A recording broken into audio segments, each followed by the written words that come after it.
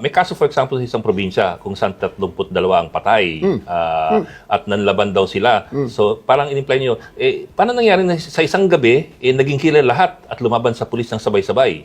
At naglolokohan lang ba tayong sabihin natin na hindi nangyari yun? It's time for real talk. What did you want to imply there? What were you trying to say there? Well, yan ang iniiyak ng maraming Pilipino na pumunta sa ICC. Yeah? Similar cases na sa tingin nila ay hindi, during the time ay hindi mabigyan ng hustisya. Kaya sila ay napunta sa isang International Criminal Court. Bulacan case yan.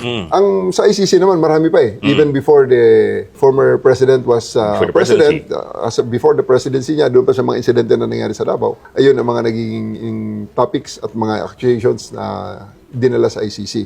Now, on my part naman, ito kasi, nasa level tayo ng policy. Nasa level tayo ng policy. So, to craft the correct policy, responsive to the current times, to the current operational environment, we need to look back kung ano yung base data, kung ano ang mga possible, kung ano ang mga pwede natin paghugutan, parang sa thesis, the review of related literature.